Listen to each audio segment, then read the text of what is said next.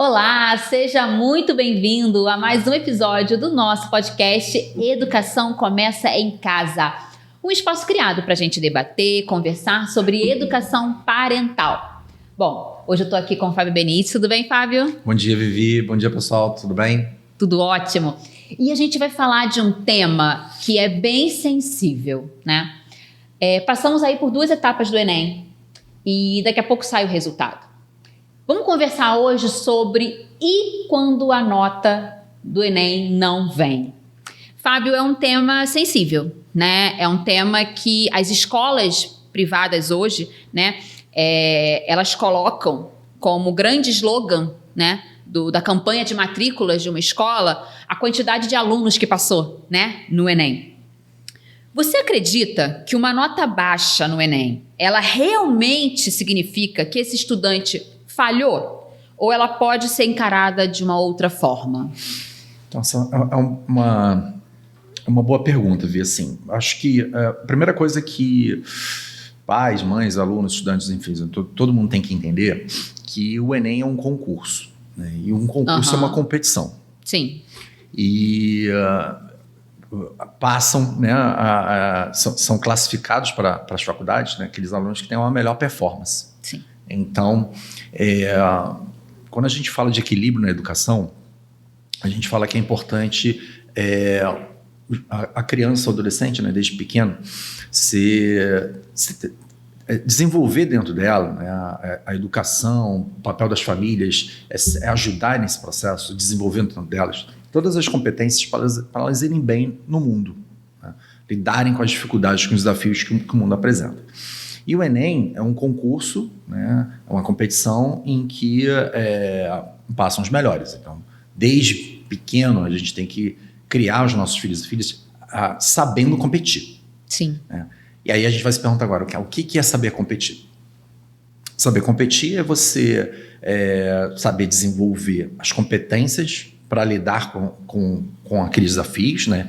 Quando a gente está falando de Enem, o Enem exige o quê? Exige uma série de habilidades cognitivas, né?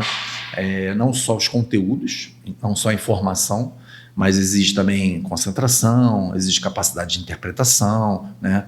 E um dos desafios, né, uma das exigências desse concurso, de todos os concursos, é lidar com o resultado, né? Sim. E o resultado muitas vezes não é o que a gente espera.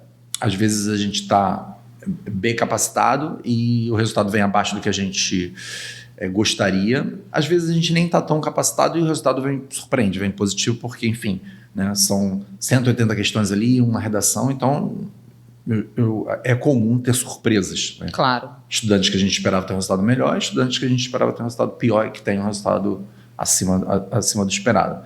Então, saber lidar com resultados é uma das habilidades do século XXI, né, que a gente vive num ambiente extremamente competitivo.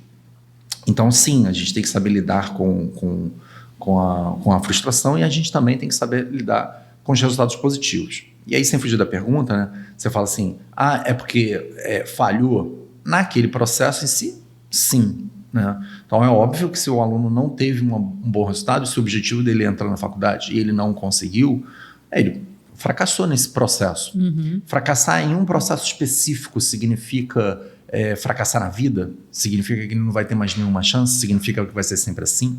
Não. Então a gente tem que conseguir separar bem isso, né? Hoje em dia a gente passa muita mão na cabeça das pessoas em geral, né? Especialmente das crianças e dos adolescentes, e é normal que quando se fala essa pergunta, não foi um fracasso, não foi uma falha. Mas eu não acho que é a educação que a gente quer promover, porque a educação que a gente quer promover aqui é sempre uma educação que coloca o quê? Clareza, verdade e conscientização. Sim. Então, assim, poxa, eu falhei ali naquele processo, poxa, eu não fui bem na redação, então especificamente, né, eu não fui bem ali, eu falhei ali, ok, qual é a resposta que eu vou dar? Se a gente ficar passando a mão na cabeça o tempo todo, né, aí o jovem também não vai saber, né, dar uma resposta a melhorar, né? Uma resposta de, poxa, eu fracassei aqui, então agora eu preciso melhorar. Aonde eu errei aqui no meu processo? Eu fui mal da redação. Será que eu fiz todas as redações que eu podia? Será que eu li sobre tudo para ter arcabouço, né, Sim. argumentativo. Será que eu li tudo que eu podia ler, né, do que está acontecendo no Brasil e no mundo, né? É provável que ele chegue à conclusão de que não, ele pode fazer um pouco melhor. E esse espírito de, poxa, eu sempre posso melhorar, é essencial a gente cultivar nos adolescentes. Eu acho que a gente não deve ter vergonha de conversar abertamente com eles, de, poxa, eu falhei aqui, não, ok, você falhou aqui, por que falhamos aqui? Exatamente. Por que falhamos aqui? Não é uma coisa assim, não fui bem, mas acontece. O papo não pode ser vago, o papo tem que ser assertivo, né? Então, falhamos, não é o fim do mundo. Mas o que a gente precisa melhorar e como a gente vai melhorar e como a gente vai fazer isso juntos. Porque sempre que a gente fala aqui de ser claro com os nossos filhos, a gente também sempre fala o quê? De estar junto com eles. E muitas vezes a gente não quer que eles tenham dor, então a gente, né, tenta driblar o problema. Sim. O que não é educativo. O que é educativo é a gente ser claro, assertivo no problema e mostrar o tempo todo que a gente vai estar junto para apoiar no que for preciso para acertar da próxima vez. Você teve uma fala muito pontual, né? Onde falhou, né?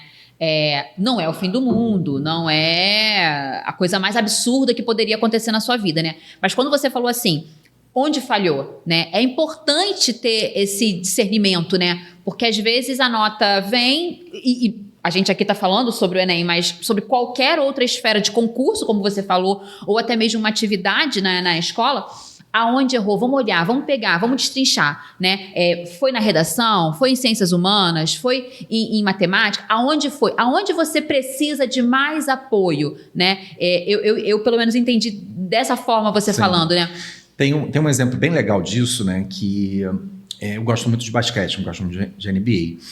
E há uns 2 ou 3 temporadas atrás, né, o Milwaukee Bucks, ele tinha sido o melhor na temporada regular, foi para os playoffs e perdeu para o 8º colocado. Foi algo surpreendente, né? E aí entrevistaram, né, logo depois da partida decisiva que eles perderam, o Antetokounmpo, que é o principal jogador do time até hoje, e o repórter perguntou, poxa, você acredita que a temporada você falhou? E foi exatamente isso, fracassou, alguma coisa nesse sentido, né?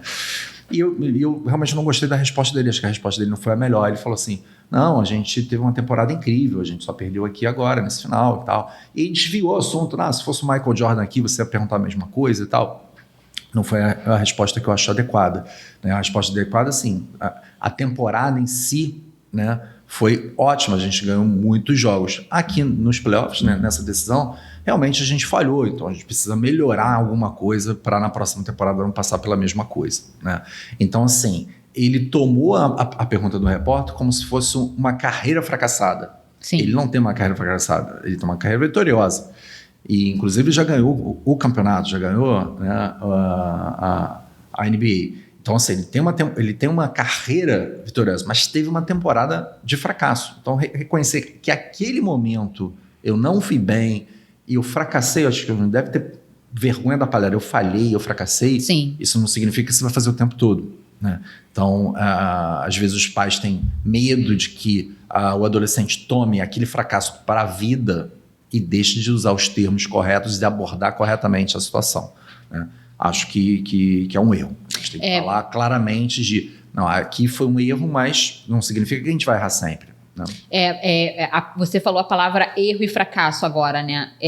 Acho que é uma tendência, né, principalmente dessa nova geração, né? E aqui eu não estou querendo entrar em pauta sobre geração, né? A questão não é geracional, mas sobre essa geração que não vou assumir esse fracasso, não vou assumir esse erro. Meu filho, como você falou em outros episódios, é um alecrim dourado e vamos lá, vamos botar para quebrar, vamos fazer, vamos acontecer. Foi só agora, mas como se esse agora não tivesse importância, né? A frase do, não, eu fui muito bem no campeonato, só isso aqui que eu não fui bem, só que só isso aqui era uma decisão, né?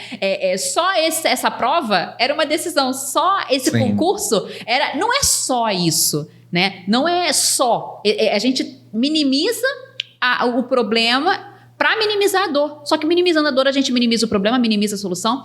E eu estou entendendo de você falar que o diálogo, né? Tudo permeia pelo diálogo, né? E trazer esse aluno falar, vamos sentar e vamos avaliar o que você acertou, o que você errou. Porque o que você acertou, tá maravilhoso, mas o que você errou a gente precisa investir, e investir nem sempre é financeiro, é investir tempo, dedicação, né? Sem dúvida. É importante. O caminho do isso. sucesso começa, nesse caso, com o reconhecimento do fracasso, né? Então, se não reconhecer que fracassou, né, vai falar assim, beleza, da próxima vez eu vou dar sorte. Eu vou até anotar isso, eu amei. O caminho do sucesso é o reconhecimento do fracasso, porque faz parte. E você pega as pessoas bem-sucedidas e todas elas repetem a mesma coisa, né? Que assim, poxa, eu fracassei pra caramba, e aí no dia seguinte eu tava treinando mais, no dia seguinte eu tava tentando fazer de outro jeito, para poder superar numa próxima oportunidade, né? Sim. Então, assim, se a gente não tomar o fracasso como uma realidade e consequência das nossas escolhas anteriores, né? Não foi porque a prova foi difícil, porque aquela redação, ou porque eu dei azar, né? A gente não deve culpar o azar, mas culpar as nossas escolhas, que é o que a gente controla. Não dei sorte. Pois é. E do ponto de vista emocional, né? Como esse resultado pode afetar a autoestima e a motivação do estudante e, consequentemente, né, também do ambiente familiar. Então, a gente tem que tomar, né, aquele fracasso momentâneo, né, como um combustível para acertar na próxima vez. Sim. Assumir responsabilidade, né, e a gente acabou de gravar, né, um podcast sobre cultivando a responsabilidade. Exatamente. Desde a infância, e tem a ver com isso, né? Quando a gente assume a responsabilidade, a gente tem mais chance de tomar as decisões corretas, de ter o comportamento correto para acertar no próximo momento, né? Então, as pessoas que têm sucesso hoje, né, que inspiram a gente, são pessoas que fracassaram várias e várias vezes. Você pode estudar qualquer biografia e vai ver assim, a quantidade de vezes. A pessoa que não fracassou e não aprendeu com seus erros, ela não é confiável, porque ela ainda vai fracassar. Sim. Né? Então, uma pessoa que só tem história boa para contar, né, em algum momento ela vai ter uma história ruim. E aí, qual é a resposta que ela vai dar quando ela tiver uma história ruim, quando ela tiver um fracasso? Né? Agora, as pessoas que fracassam e dão respostas boas, proporcionais, coerentes, né, de melhoria, elas tendem a ter mais sucesso. Né? Então, faz parte do processo, faz parte da vida. Não jogar para debaixo do tapete o fracasso ou o erro. Precisamos falar com clareza, né? Ter resiliência emocional para lidar com aquilo e olhar, né, o que eu vou mudar na próxima vez para ir melhor. E é importante essa conversa começar dentro de casa, né? Ou dentro, enfim, do ambiente familiar, né? Para poder mostrar, olha, papai também erra, mamãe também erra. Total. Titio também erra, né? Eu acabei de ganhar um presente, né? Que eu vou ser madrinha do filho do meu primo. Obrigada. Nasce agora em dezembro. E a primeira coisa que eu falei pro meu primo foi exatamente isso. Falei assim, cara, não vamos esconder os erros. Porque tem muita coisa acontecendo agora que a gente está identificando já como erro. E a criança está no ventre ainda. Mas erros de uma geração, erros de uma progressão familiar, Então, a gente consegue identificar esses pontos antes, não digo prever, mas antes que eles aconteçam. E conversar sobre isso abertamente em casa, né, é esclarecedor. Porque aí o camarada chega na escola, vai fazer uma prova ou qualquer outra coisa, tira uma nota baixa, minimiza aquela nota baixa e guarda aquilo na gaveta, né? E não expõe, não conversa, o pai não chega e fala, olha, você fracassou sim. Eu fracassei também, mas deixa eu te falar como que eu superei isso aqui, né? Histórias de fracasso podem virar histórias de superação. Total, sempre. Né? É importante a gente sempre frisar isso, né? Porque esconder o erro para debaixo do tapete ou o fracasso para debaixo do tapete é de fato um problema. Isso mexe, né, com a família por inteira, né, Fábio? Não, sem dúvida, assim. Isso não é o caminho que a gente quer, né? É verdade. E deixa eu tocar agora num ponto sensível, né, que eu não sou, como falei, né, não sou mãe, agora você é madrinha, então tá tudo ali, caminhando. Mas os pais geralmente, né, querem algo melhor para os seus filhos, algo que eles não tiveram, uma vida melhor, mais oportunidade. Como podemos evitar que esse desejo, né, que é super louvável, é admirável, né, mas como evitar que esse desejo se transforme em expectativa e acabe pesando, né, trazendo peso sobre o adolescente? Essa pergunta também é uma pergunta muito boa, né, que muitas vezes, né, nós pais lidamos, né, com os investimentos que a gente precisa fazer, que a gente quer fazer para os nossos filhos com dificuldade financeira, né, com dificuldades em geral, né? Mas, né, como é algo que saiu de dentro da gente, uma vida que saiu de dentro da gente, a gente tem uma relação inexplicável. E isso faz com que a gente tire o que há de melhor de dentro da gente para poder fornecer melhor. A gente não quer ver aquele ser, né, sofrendo, a gente sofre junto e tal, né? Sim. E hoje em dia esse discurso ele está bem minimizado, né? Eu não vejo tanto como eu via na minha geração, por exemplo, né? Esse discurso de eu me esforço muito para pagar a sua escola. Nossa. E você não dá valor, né? Nossa, isso aí... É terrível. Eu escutei, eu sempre fui um bom menino, mas eu escutava muito da minha mãe essa questão de não, porque eu passei por muito mais dificuldade que você. Eu você escutei muito isso. Você tem uma vida muito mais tranquila do que os filhos, né? Eu escutei muito. Então, eu hoje, né, como pai, né, já de 3, né, sei lá, felizmente eu digo que assim, nunca usei esse discurso, tá? Porque eu tenho clareza também, né, de que assim, poxa, eu não quero que ele passe pelo que eu passei. Óbvio. Né? Então, assim, usar isso para culpá-los, não é legal. A gente investe na educação deles, enfim, tudo para eles, viagem, bens e tal, né? Bem, a gente tem determinadas obrigações, né, até, né, civis, vamos dizer assim, e a gente faz porque a gente quer. Sim. Né? Então, o pai não tem que usar essa ferramenta, né, esse fato, para culpar, para levar culpa, né? Até porque, assim, culpa não é educativo. Né? Sim. Então, assim, quando a gente coloca que a gente faz esse investimento, você tem que honrar isso, né? Então, a gente está tentando gerar uma culpa e culpa não é educativo. Então, os pais têm que entender que, né, pagam determinada escola, dão determinados bens, porque é o papel deles. E porque eles fizeram essa escolha de ter um filho e filha, então assim, tem que honrar isso da melhor forma possível, né? Jogar isso como culpa, como peso, não é legal. Acho que a gente tem que sempre, você quer motivar, incentivar o seu filho e sua filha, faz da maneira correta, que é tentar conscientizá-lo em relação ao futuro, tentar criar responsabilidade em relação a qualquer coisa hoje, né? Sim. Então assim, o pai e a mãe joga a culpa porque paga a escola, mas não obriga o filho a arrumar o seu quarto. Eita. Assim, não é o processo pedagógico correto, né? Então, assim, não tem que trabalhar a culpa, mas tem que trabalhar a responsabilidade. Não, é o seu quarto, você tem que arrumar. Você não é o meu quarto, eu escolho. Não, tá dentro da minha casa, então você tem que arrumar o seu quarto. Esses processos pequenos parecem bobos, mas vão ajudando, né, a criar a responsabilidade, manter a mente deles ativa. E aí, daqui a pouco, ele consegue associar, de, poxa, eu estou arrumando o meu quarto, daqui a pouco eu quero ter minha casa, como é que eu faço? Pô, eu preciso de dinheiro, preciso de um bom emprego, preciso estudar. Né? Trazemos verdades para vocês. Tá? Isso é um fato.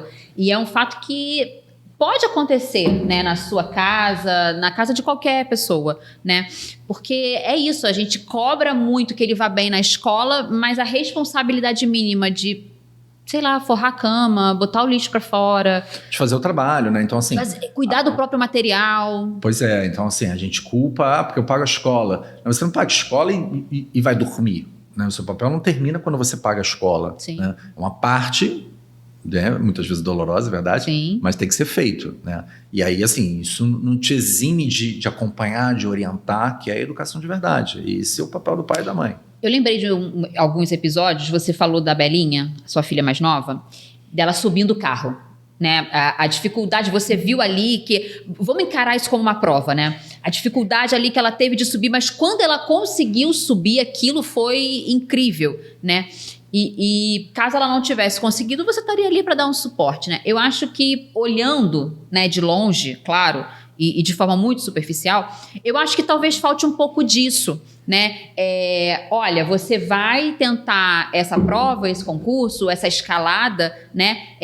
Sozinho, porque na hora de você sentar com a caneta na mão para fazer a prova, eu não vou estar lá com você, né? Mas eu vou estar aqui na retaguarda para, caso você não consiga, te dar um suporte. E que suporte seria esse, né, Fábio? Eu acredito que volto lá para a primeira pergunta. Vamos ver aonde você errou, aonde você precisa de ajuda, aonde você não precisa de ajuda, né? Que eu acho que também uma falha que eu vejo, né, pelo menos de longe, é assim: você foi péssimo, errou, então peraí, tudo tá errado.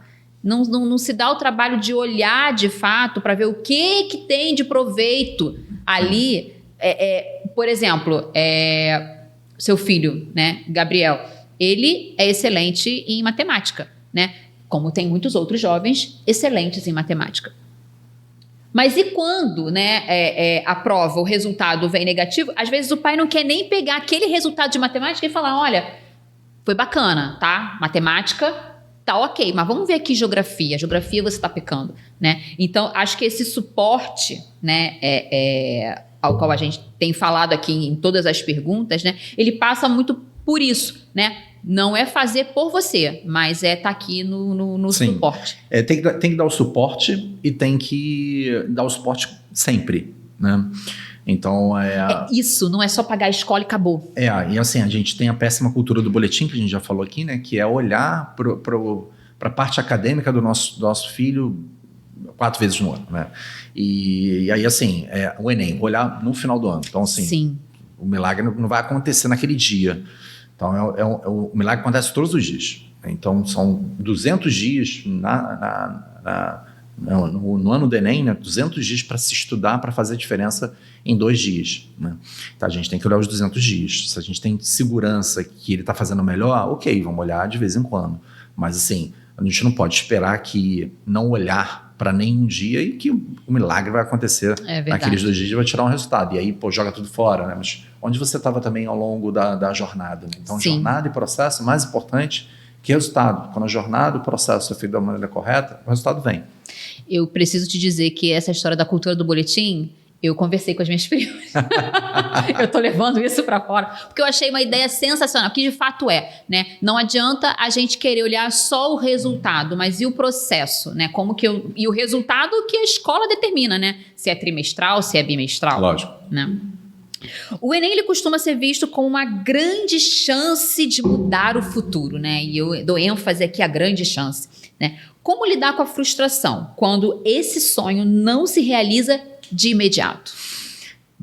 Também uma excelente pergunta. Tá? O Enem e a educação formal, né, vamos dizer assim, é o caminho da estrada de olhos de ouro. Né? É a maneira mais óbvia que todos nós conhecemos, sim, de prosperar na vida financeiramente, né, enfim, né, tudo isso. Por quê? Porque a gente ainda vive numa sociedade, ela está mudando bastante, vou falar sobre isso, mas a gente ainda vive numa sociedade em que, né, um diploma, uma carreira formal, né, significa, de uma forma geral, né, uma vida financeira mais confortável. Tá? Então, como é que se vira um advogado? Como é que se torna um médico? Como é que se torna um engenheiro? Como é que se torna um professor? Né? Indo para uma universidade, se formando, sim, e buscando, né, a educação, o caminho da educação formal. E o Enem é o principal vestibular do país, é a principal porta de entrada para que isso aconteça. Tá? Agora, pais e mães, né, devem estar observando seus filhos, suas filhas, porque o Enem não é a única porta de entrada. A educação formal hoje e cada dia mais não é o único caminho para se ter uma profissão, né, ou uma atividade bacana e rentável. Sim. Né? Hoje em dia, né, assim, com toda a tecnologia que a gente tem, né, com toda a mídia que a gente tem, né, todos os recursos, vamos dizer assim, até democratizantes em relação a acesso, né, financeiro e atividade. Então, existe uma educação informal cada vez mais forte. E quando eu digo uma educação informal, não é uma educação pior do que a educação formal. É óbvio, se você quiser ter uma carreira que você precisa de um diploma, como ser um advogado, um médico, um engenheiro, você tem que seguir a educação formal. Mas se você quiser ser um influencer, se você quiser ser, né, alguém que trabalha em marketing, se você quiser administrar uma empresa, se você quiser empreender, né, ou seja, hoje tem uma série de recursos, uma série de possibilidades financeiras que não é somente pela educação formal. Então, se antigamente, né, há 30 anos atrás, na nossa geração, se você demonizava o aluno que não estudava, né, cara, isso aí não vai ser nada na vida, né, porque o único caminho era a educação formal. Hoje em dia você não pode fazer isso. Por quê? Né? Você pode ter um adolescente, e os pais têm que ver isso com muita sabedoria, né? Que o adolescente, ele tem dificuldade com o processo formal de estar na sala, quieto, prestando atenção, estudando e tal, mas ele é super ativo, super criativo em outros aspectos. Então, pode ser que o caminho dele seja empreender, pode ser que o caminho dele seja ser um ativista na internet, pode ser que ele seja um self-made em alguma coisa em relação a isso. Só que eu disse antes, muita sabedoria, porque não vamos confundir esses skills, essas habilidades, essas capacidades com vagabundagem, sendo bem claro, né? Então, assim, não, ele é péssimo na educação formal, ele não gosta de estudar, ele não consegue ficar na sala quieto. Então, consequentemente, ele vai ser um mega empresário, bilionário, um Elon Musk da vida. Pena implica em quê? Né? Então, assim, ele tem dificuldade na educação formal, né? Pô, não tem muito jeito, mas o que ele vai fazer do lado de cá? Né? Ele vai se esforçar em quê? Ele vai desenvolver quais habilidades? Se o caminho for esse, um caminho de desenvolvimento, de empreender, de melhorar, de aprender na educação informal, tem muita chance dele ter sucesso. Né? Agora, se ele não faz nada da vida... Uma coisa nem outra. Faz nenhuma coisa nem outra, aí a chance de sucesso continua sendo muito baixa. Eu não quero ser definitivo aqui, então claro, vai ser um fracassado na vida, mas obviamente a chance é bem baixa. Né? Vou dar mais um exemplo do Gabriel. Então o Gabriel ele vai bem na educação formal, né? Enfim, tem facilidade na escola, em todos os sentidos, na cognição, no comportamento e tal, mas assim, a escola meio que esgotou para ele, tipo assim, pô, tá muito tranquilo. Né? E aí, assim, aí também tem a questão de um aluno que tem facilidade aqui e olhar para esse esquema e falar assim, cara, esse esquema não está mais desafiando. E aí, o que a gente tem que fazer? Desafiar, continuar fazendo com que ele se esforce para construções. Né? Então, no início desse ano, eu falei assim, tá tranquilo, então beleza, vamos começar a aprender Python. Então, assim, vamos começar a aprender a programar, a linguagem, vai ser um desafio para ele. Né?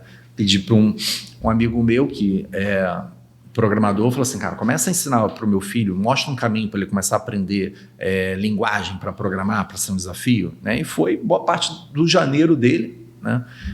Fazendo isso. Né? Então, foi uma maneira que eu tive de dar um processo informal dele, de educação, para motivar ele, porque ele já cansou daqui, tipo, já está muito tranquila a escola para ele. Né? Então, pais e mães têm que procurar desenvolver, né, outras soluções, outros desafios, quando a educação formal não está estressando o suficiente. Sim, entendi. Desafiando o suficiente os nossos filhos. Eu ia falar isso, desafiando, né? Porque, e o jovem... A gente já foi adolescente, né? O jovem tem essa necessidade do desafio, né? Quando ele não é desafiado... E os desafios são específicos, ele se torna desafiador. Falei do Gabriel, mas, por exemplo, a Bia, do meio, né? Ano passado também estava assim e tal. O que você gosta de fazer? Poxa, eu gosto de desenhar. Então, beleza, vamos fazer um curso de desenho. Sim. Fez um curso de desenho e para ela era motivador, era desafiador e ela aprendeu muita coisa e fez várias peças bacanas e tal. Então, assim, foi o desafio que a gente entendeu que fazia sentido para ela para preencher a agenda dela. A agenda dela, é verdade. Perfeito. As famílias também fazem o Enem, né, Fábio? De certa forma. Né? O aluno faz, a família acaba fazendo junto também, de certa forma.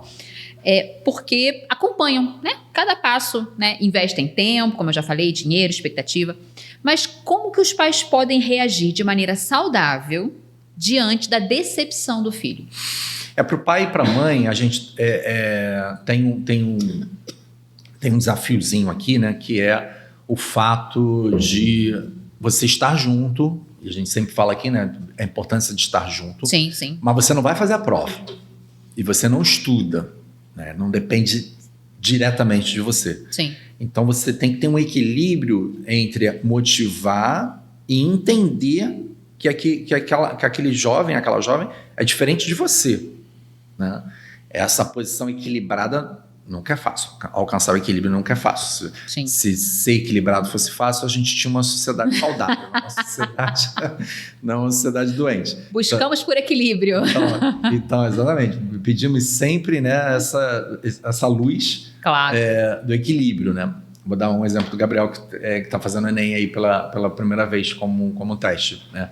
Falei, poxa, Gabriel, você conhece os conteúdos, mas a prova ela tem um desafio que é tem que ter concentração, tem que ter uma resiliência, que pô, são 5 horas e meia, 4 horas e meia fazendo prova, né? Então, assim, pô, é muita coisa, às vezes você cansa a mente, você não está acostumado a fazer tantas questões. Vou trazer um simulado para você, né? Papai monta simulados para o Enem, então vou levar para você, né? Quantos você quer? Eu tenho muitos. Não, traz 1, tá bom. Ali veio 2. Tá? Vamos fazer 2. Cara, ele não fez. Cara, isso me deixou bastante irritado, né? Mas beleza, não é o ano dele, né? Sim. É o primeiro ano de teste, então vou deixar passar algumas coisas, né? Mas vou cobrar também, que poxa, você pediu, eu trouxe, você não fez.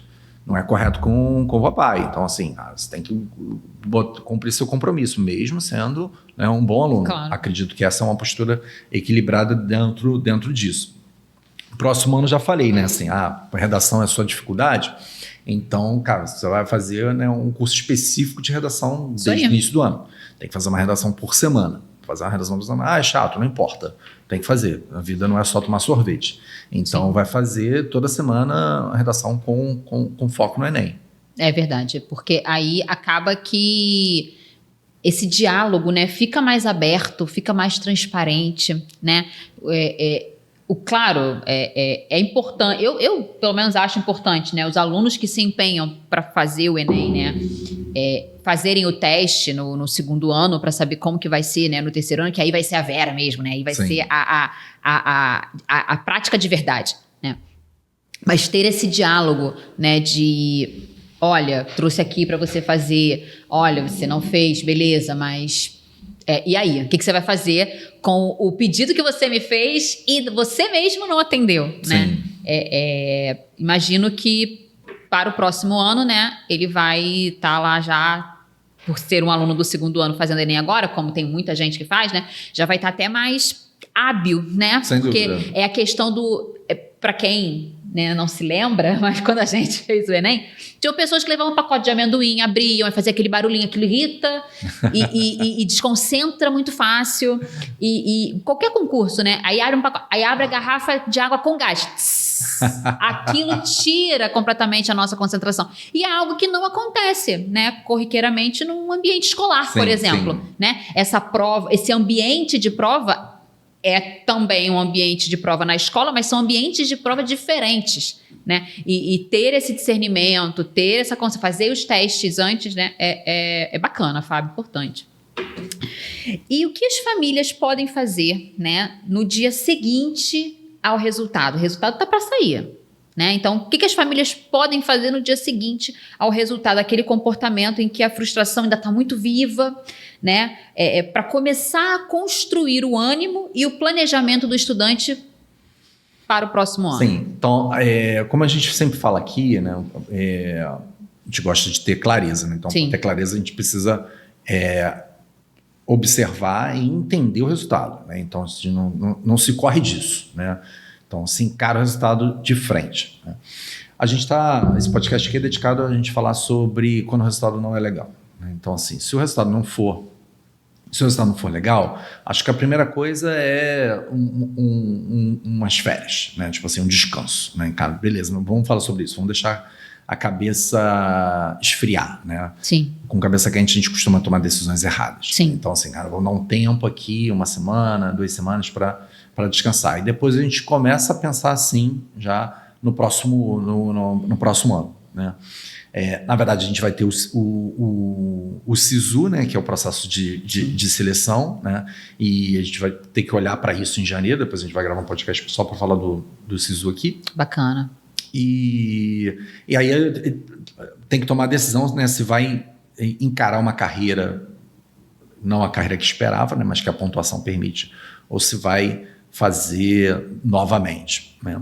E dentro da minha experiência, né, como diretor, professor, eu já vi de tudo, né? Já vi assim, alunos tentarem 5 anos para medicina e passar no 5º ano. Nossa. 5 anos. Então já vi estudantes estudarem 5 anos e não passar também. Nossa. Né? E ter que ir para uma carreira menos concorrida, né? Sim. E já vi sonho de medicina e no 2º, 3º ano, poxa, eu topo fazer odonto. Hoje serem dentistas felizes, né? Eu topo ser enfermeiros felizes. bem remunerados. Então, assim, já vi de tudo, né? Então, assim, não é fato que quando você desiste, você vai ser frustrado a vida toda. Isso não é fato. Com as pessoas felizes que toparam aceitar trocar de carreira. Né? E já vi pessoas também que, pô, de repente, mais à frente tentaram medicina, trocaram eu tenho amigos que estão fazendo medicina com 40 anos. Sim. Né? Então, tem de tudo. Né? Então, não é porque um exemplo de alguém, aquela pessoa desistiu, então vou desistir, vou ser tão feliz ou tão frustrado quanto. Cada pessoa é uma pessoa. Né? Então, por isso que educar a mente é um caminho da felicidade, né? Então, eu gosto bastante da filosofia budista, né? Então, assim, né? Buda ensinou a gente o quê? Não precisar, né? Então, o caminho da felicidade é você não precisar. Então, você precisa fazer medicina para ser feliz? Poxa, não precisa. Existem outros caminhos, né? Você quer fazer medicina, né? Quer porque quer? Continua tentando, né? Então, a gente tem que... E não tem gabarito isso aqui. Não tem gabarito. Né? Então, tem que pensar com calma, matutar bastante, né? Ver o que o seu coraçãozinho vai dizer em algum momento e tentar seguir aquele caminho, sabendo que você toma uma decisão que pode mudar de ideia na semana seguinte, no ano seguinte. Enfim. A carreira, a decisão, né, de fazer o Enem, no caso a escolha, né, da carreira, não pode ser um determinante para ser uma felicidade, para ser a felicidade, né? O ponto chave da sua vida vai ser, de fato não dá, né? Porque assim a gente idealiza isso quando a gente tem 15, 16, 17, 18 anos. Sim. Então assim, o quanto tem de vocação, o quanto tem de vontade e o quanto tem de uma idealização imatura. Sim.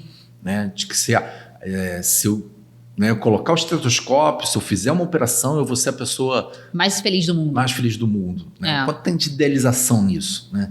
Infelizmente, né, a nossa biologia, a sociedade que a gente criou, a gente tem que tomar essa decisão sem essa visão de futuro, de mundo. Né? A gente com 40 anos tem outra visão, com 50 anos, 60 anos tem outra visão. Mais capaz de tomar decisões, mas tem que tomar decisões com 17, com 18. Então é normal tomar decisão errada. Então, hoje em dia, cada vez mais, né, a profissão não é para sempre. Né? Então tem que desneurotizar um pouco isso. Sim, verdade. Eu acho que a vida é feita de oportunidades, né? E às vezes a gente coloca uma profissão na cabeça e fica com aquela profissão ali e nada mais importa. E às vezes as coisas estão acontecendo na sua frente, mas você fica focado naquilo ali e simplesmente cega, né? As habilidades do século XXI, como você falou, né? É importante, né, a gente ter acesso, né, a essas informações do que são as competências, as habilidades do século XXI, para justamente não ficar engessado. Sem dúvida. Né? Agora, em termos práticos, né, quais são as alternativas para quem não consegue a vaga desejada via Enem? Né? Existem caminhos possíveis que muitas famílias desconhecem, né? Você já meio que iniciou esse papo. Fala um pouquinho sobre isso pra gente. Assim, o Enem é a principal porta de entrada nas universidades públicas. Sim. Né? E existem as universidades privadas, né? E hoje em dia, né, com os EADs tiveram um impacto grande esse ano, né? Enfim, com nova regulamentação e tal. Né? Mesmo assim, né, tem várias universidades, né, privadas que estão muito mais acessíveis, né? Se você pegar há 30 anos atrás, eram muito caras, né? Então era impossível fazer um direito, por exemplo. Né? Hoje em dia, as universidades estão com preços mais acessíveis. Né? Então, assim, uma recomendação que eu dou, né? Eu converso com muitos pais e mães, enfim, ao longo da minha vida eu conversei com muitos pais e mães, falei assim, poxa, meu filho não quer estudar de jeito nenhum, não consigo e tal. Então, assim, poxa, ele já está com 18 anos, então vai trabalhar. É simples assim. Sim. Né? Então, assim, como é que a gente vai criar responsabilidade? Tinha uma responsabilidade super fofinha aqui. Que é, poxa, ir para a escola com seus amiguinhos, né? Chegar em casa, estudar, né? Estudar aquelas matérias ali, o professor tão fofinho, o professor tão bacana e tal. Poxa, você não se adaptou. Né? Eu entendo, sem problema nenhum. Então, aqui, vamos pegar uma vida mais dura aqui, que é ir para um trabalho, pegar um chefe chato, fazer uma parada chata que você não quer fazer. E que não tem opção, porque, enfim, para você ganhar um salário, você tem que fazer aquilo. Então, assim, às vezes, a dura realidade é a que ensina mesmo. E eu já vi, né, dentro mesmo no universo aí de centenas, talvez milhares de alunos, eu recomendar isso, cara, o jovem ficar irado comigo, a mãe fazer, o pai fazer, e depois ele procurar para agradecer. Cara, aquilo foi essencial para mim, eu aprendi pra caramba, entendi onde eu errei, me arrependo, também não tem como voltar atrás, me arrependo, e isso mudou a minha vida, que eu comecei a tomar decisões mais responsáveis na minha vida. Então isso acontece, né? Então assim, vai trabalhar, e esse trabalho, né, para você pagar suas coisinhas e para você, às vezes, né, conseguir também pagar uma universidade particular, né? E aí quando o jovem, né, tem que trabalhar, né, ganhar um salário, normalmente não um bom salário, já que ele está começando a vida, né? Então a regra não é um bom salário, né? E ainda tem que tirar um naco gigante aqui para pagar uma universidade privada. Então assim, cara, não vai sobrar nada pro McDonald's.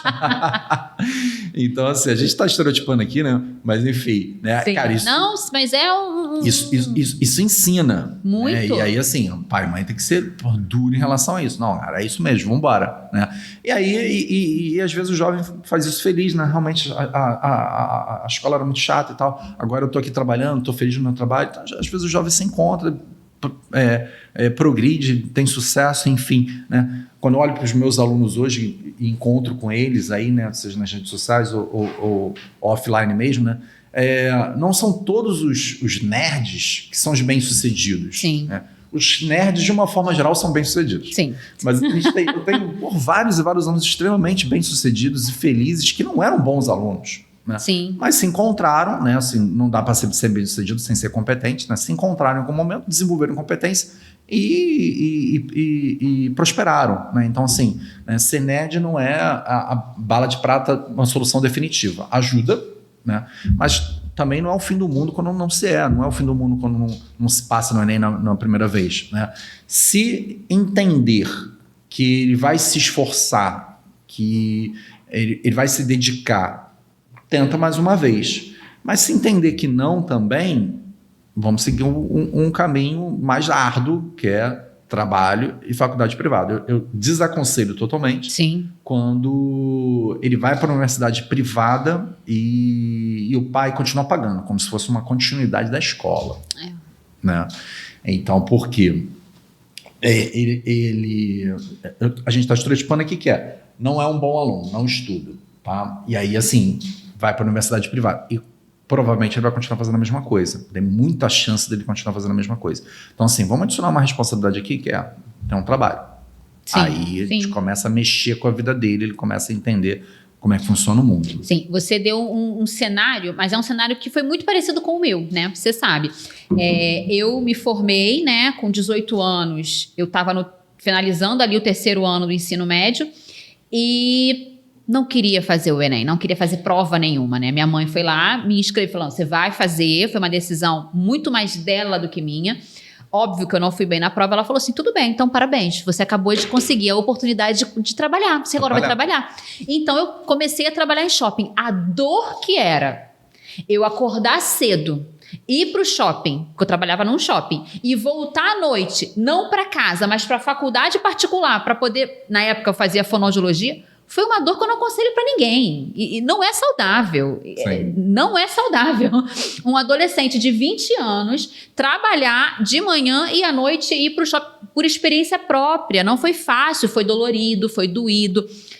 Mas as pessoas romantizam muito isso, né, Fábio? Às vezes as pessoas romantizam dores que não deveriam ser romantizadas. Não estou dizendo que a pessoa que trabalha de manhã e faz faculdade à noite é uma pessoa que está sofrendo. Não. Eu não sofri a vida inteira, mas foi doído, sim. Eu posso dizer que foi doído, sim. A ruptura costuma ser, né, mais difícil. Muito mais difícil, muito mais difícil. Caneta, papel, que é a hora da dica. Bom, Fábio, para encerrar, né, esse nosso podcast, eu queria fazer uma dica diferente. Eu queria uma mensagem, né? Que mensagem você pode deixar para quem não alcançou o resultado esperado do Enem, né? E tá aí tentando encontrar forças para recomeçar, mas também uma dica para quem conquistou a vaga, né? Para quem precisa lembrar que a jornada está só começando. Legal, bacana. Então, quando a gente é adolescente, a gente idealiza muito, né? Enfim, potencializa muito, né? A prova do Enem, o vestibular, ele é apenas uma barreira na vida dele, né? Vai ter N outras. N outras. E aí a mensagem que eu deixo é essa, né? Assim, ir bem no Enem é uma coisa legal, entrar numa universidade pública ainda é bem vantajoso, é uma vitória, a gente tem que comemorar e entender que está começando uma nova jornada. Né? Não conseguir, né? Não é o ideal, a gente não tem que achar bacana, ficar feliz, né? A gente tem que lidar com essa dor, ficar triste sim, né? E beleza, levantar a cabeça e pensar para frente, né? O que eu vou fazer? Vou tentar mais uma vez, essa decisão tem que acontecer. Se eu entendo que eu cheguei perto, se eu tenho chance, eu vou ter um comportamento diferente, algo vai mudar para eu acontecer na próxima vez. Sim. Tá? Se eu entendo que não tenho esse esforço, vou seguir um outro caminho, né? E esses caminhos, eles não são definitivos. Não é fato, se você seguir por aqui, você vai ser uma pessoa feliz. Eu já vi pessoas largarem medicina. Entrou na universidade, no FRJ, largar medicina. Enfim, né? Não era o que queria, fazer outra coisa.